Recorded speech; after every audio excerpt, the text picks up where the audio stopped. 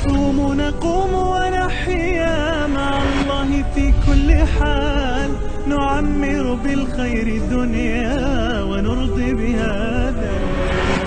نصوم نقوم. نعم، أجمل إذا عشنا لحظات ماذا؟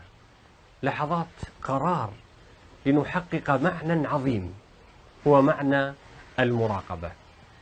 خلينا نشوف يا جماعة ما هو قرار المراقبة.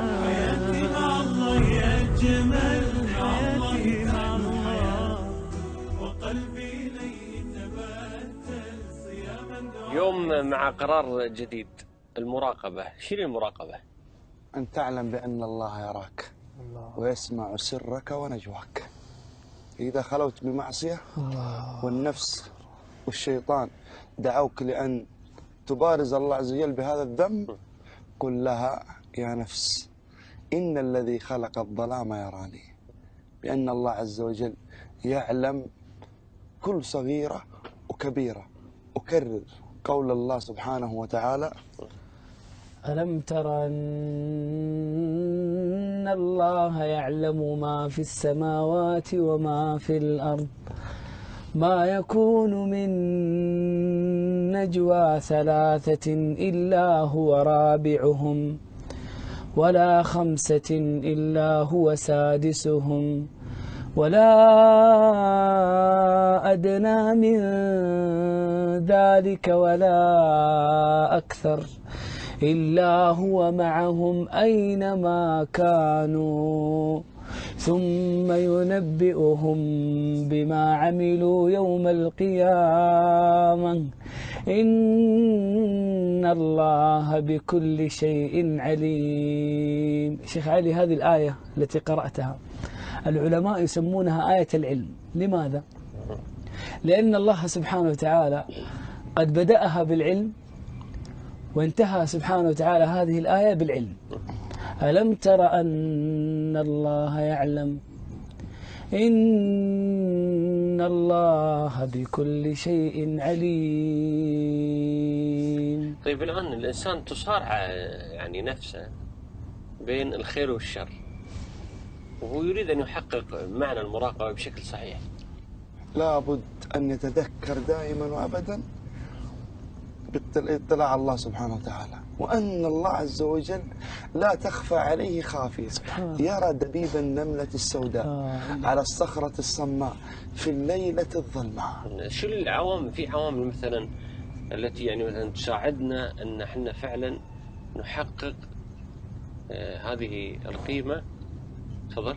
التأمل أولا في أسماء الله عز وجل، وبالذات اسم الله عز وجل العليم، السميع، البصير، الرقيب. يتأمل في أسماء الله الحسنى ويتفكر فيها ويسأل الله سبحانه وتعالى أن يكون مراقبا لله، دائما مستحضر لنظر الله عز وجل واطلاع الله عز وجل عليه. ابن عمر رضي الله عنه وأرضاه نزل من سفح جبل إلى وادي، فرأى راعي غنم، فقال له: بعنا واحدة من هذه الغنم. فقال له هذا الراعي: إنني لست أملكها.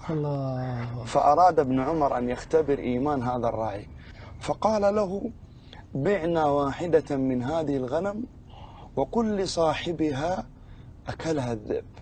فقال هذا الراعي: إن قلت لصاحبها أكلها الذئب فماذا أقول لله؟ تذكر هذا الراعي الإنسان البسيط اطلاع الله عز وجل. من اليوم الثاني ابن عمر ذهب إلى سيد هذا الراعي واشترى هذه الغنم وأهداها لهذا الراعي، وقال له: أنت حر لوجه الله. كلمة اعتقدك في الدنيا أسأل الله أن يعتقك بها يوم القيامة. أبو حسين، هذا الراعي استشعر قول الله جل وعلا: وعنده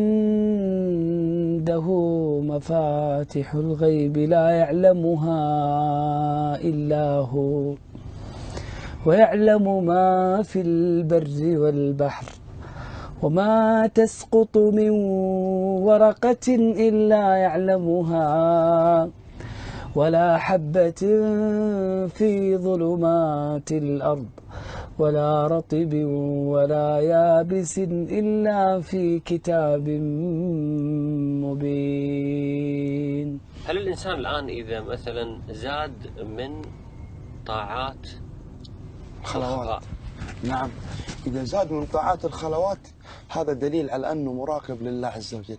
وإذا جعل الله عز وجل أهون الناظرين إليه في خلواته هذا قد استخف بنظر الله عز وجل. يعني أنا أقصد شيخ أبو تميم، هل هذه القضايا تعين على الثبات في تحقيق هذا المقصود؟ تعين على الثبات على دين الله أولا، الله، وتزيد في قلبه مراقبة الله، لأنه عبد الله عز وجل في مكان لا يراه إلا الله. بعدين الآن حتى الصائم سبحان الله، الآن سبحان الله عموم الناس الصائمة نادر أحد يقول للناس أنا صايم ولا. صيام رمضان يحقق مفهوم المراقبة، يستطيع أن يأكل، يستطيع أن يشرب، يدش الثلاجة ما حد يشوفه، صح؟ إيش اللي يمنعه؟ مراقب لله، يعلم بأن الله عز وجل يراه، وهو ما ترك الطعام والشراب إلا قربا من الله سبحانه وتعالى. يا أبو حسين، لقمان عليه السلام لما أراد أن يربي ابنه على المراقبة قال: يا بني إنها إن تك مثقال حبة من خردل فتكن في صخرة أو في السماوات أو في الأرض يأتي بها الله. لو كل واحد استشعر بأن كل نظرة للحرام ينظرها، وكل أغنية أو كل محرم يفعله يأتي به الله عز وجل، لتوقف عن معصية الله. ربما كثير من الناس، ولعلنا يعني نحن كذلك نقع في تلك الأشياء التي نعصي بها الله عز وجل، وكلنا ذاك الرجل الذي يخطئ، نغلق الأبواب والنوافذ ثم بعد ذلك نعصي الله عز وجل ونبارزه. والله نخشى أن يقع فينا قوله سبحانه وتعالى: يستخفون من الناس ولا يستخفون من الله وهو معهم إذ يبيتون ما لا يرضى من القول وكان الله بما يعملون محيطا. تدري ايش عقوبة من لا يراقب الله؟ ايش هي؟ ومن يجعل الله أهون الناظرين إليه؟ أن الله يوم القيامة يجعل أعماله هباء منثورا. الرسول صلى الله عليه وسلم جالس مع الصحابة فقال النبي صلى الله عليه وسلم: يأتي أقوام يوم القيامة بحسنات أمثال جبال تهامة بيضاء فيجعلها الله هباء منثورا. يعني يحبط العمل؟ يحبط. فالصحابة رضوان الله عليهم خافوا، قالوا: يا رسول الله صفهم لنا، جلهم لنا، أعطينا مواصفاتهم لعلنا ألا نكون منهم. قال: أما إنهم من بني جلدتكم، يعني مثلكم، ويأخذون من الليل كما تأخذون، يعني يقومون الليل، نعم، ويصومون من النهار كما تصومون، إلا أنهم أقوام إذا خلوا بمحارم الله انتهكوها. إذا كان لوحده ما راقب الله ولا عظم الله، وجعل الله أهون الناظرين إليه واقترف الذنوب والمعاصي. الانتهاك هذا لحرمات الله عز وجل المقصود فيه في هذا الحديث هو هل المقصود اللي هو الديمومة إنه دائما، ولا اللي إنسان مثلا وقع ثم انتبه ثم رجع؟ لا، المقصود إنه يستخف بنظر الله، يجعل الله أهون الناظرين إليه، ودائما إذا خلى بمحارم الله عز وجل تجرع على الله وعصاه ولا يبالي باطلاع الله ونظر الله عز وجل إليه.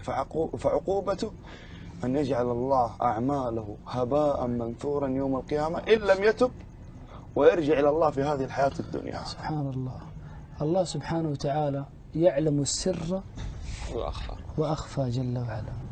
فمع الأدب مع الله سبحانه وتعالى أن الإنسان إذا اختلى بالله جل وعلا أن يتقرب إلى الله سبحانه وتعالى، لأنه سبحان الله ترى الطاعة في الخلوات مثبتات والمعصية في الخلوات منكسات، نسأل الله العافية والسلامة. إذن فرصة عزيزي المشاهد أن نتخذ قرارا لنحقق هذا المعنى وهذا الموضوع في ظل هذه الأجواء الإيمانية.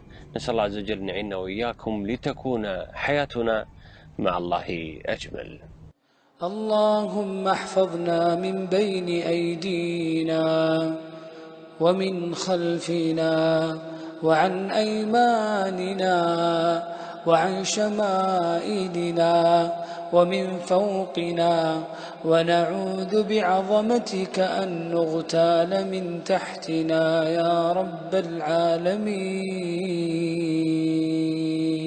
نتوب نذوب اشتياقا إلى الله في كل آن، فلا شيء أحلى مذاقا كدمع يريح الجنان. نتوب نذوب اشتياقا إلى الله في كل آن، فلا شيء أحلى مذاقا كدمع يريح الجنان. حياتي مع الله أجمل، حياتي مع الله، وقلبي إليه تبتل صياما دعاء صلاة.